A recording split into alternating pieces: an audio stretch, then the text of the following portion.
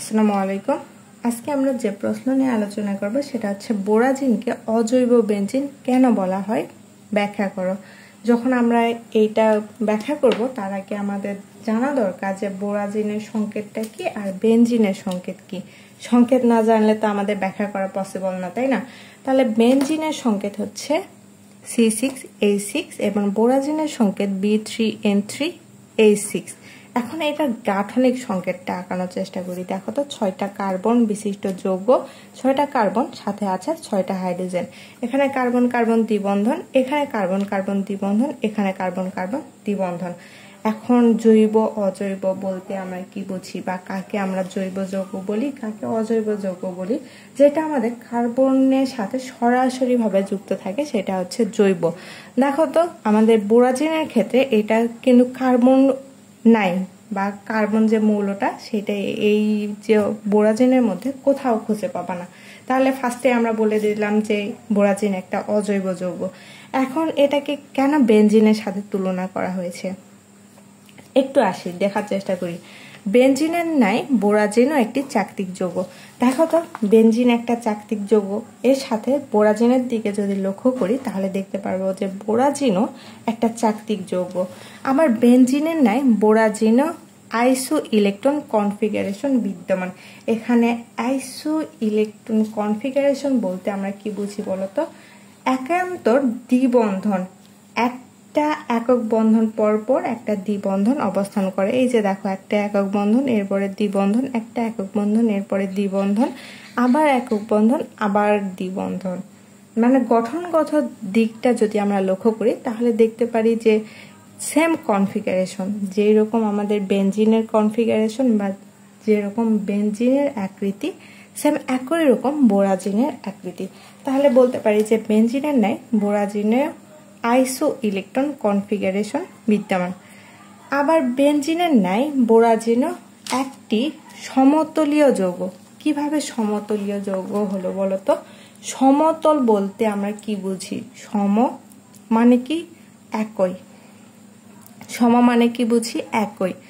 তলীয়, তলীয় বলতে অবশ্যই তল বোঝাচ্ছে, তাহলে একই তলের উপর যেটা অবস্থিত তাকে আমরা সমতলীয় যৌগ বলি। এইটা যদি আমরা ধরি, এই কার্বনের উপরে অন্যান্য যেসব কার্বন সেগুলো দাঁড়িয়ে আছে, তাই না? সেম এখানে নাইট্রোজেনের উপরে বোরন, নাইট্রোজেন বোরন দাঁড়িয়ে আছে। তাহলে একটা তল নির্দিষ্ট একটার সাথে পরপর আরগুলো যুক্ত আছে। তাহলে বোরাজিনের ন্যায় বেনজিনও একটি সমতলীয় যৌগ।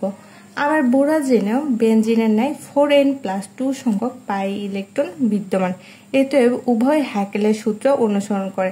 এখানে যদি আমরা হ্যাকেলের সূত্রটা দেখি, হ্যাকেলের সূত্র কি আমরা জানি যে 4n+2 = কার্বনের ক্ষেত্রে 6টা কার্বনের সাথে 6টা হাইড্রোজেন দাঁড়িয়ে আছে। তাহলে 6টা কার্বন, এখানে আমাদের 4n+2 = 6। যদি আমরা ক্যালকুলেশন করি তাহলে আমাদের কত আসবে বলতো? 6 + 2 এখানে প্লাস আছে, এর পাশে গিয়ে আমাদের হবে মাইনাস, n=4/4। অতএব n এর মানটা আমরা এখান থেকে পাবো 1।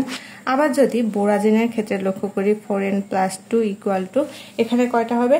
নাইট্রোজেন 1টা, 2টা, 3টা, 4টা, 5টা, 6টা। তাহলে এখানেও 6টা আছে না? তাহলে এখানে 4n+2 = 6। আবার যদি ক্যালকুলেশন করি, n এর মান এখানেও কত আসবে? n=1। তাহলে বোরাজিন ও বেনজিনের ন্যায় 4n+2 সংখ্যক পাই ইলেকট্রন বিদ্যমান। এখানে বেনজিনে যতটা পাই ইলেকট্রন বিদ্যমান, বোরাজিনেও ততটি পাই ইলেকট্রন বিদ্যমান। এতে উভয়েই আমরা বলতে পারি যে হ্যাকেল সূত্র অনুসরণ করে। এখানে আমাদের দেখা যায় তো পাই ইলেকট্রন কাকে বলে? Carbon carbon pi electron, carbon carbon pi electron, carbon carbon pi electron. এখানে একটা পাই ইলেকট্রনে কয়টা ইলেকট্রন থাকে? 2টা করে ইলেকট্রন থাকে। তাহলে বোরাজিনেও 6টা ইলেকট্রন রয়েছে, আবার বেনজিনেও 6টা ইলেকট্রন রয়েছে। তাহলে উভয়ে হ্যাকেলের সূত্র অনুসরণ করে। অতএব n = এখানে কি পাবো?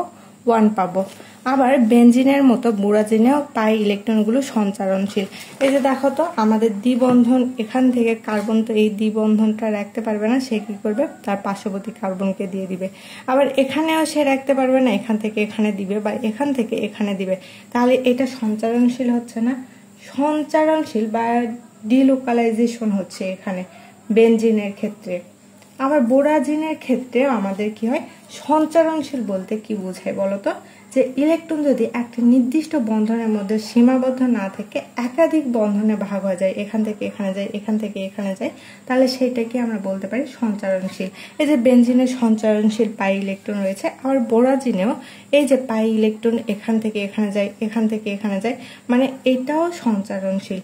এই থেকে আমরা কি বলতে পারি যে বেনজিনের মতো বোরাজিনেও বিদ্যমান পাই ইলেকট্রনগুলো সঞ্চারণশীল।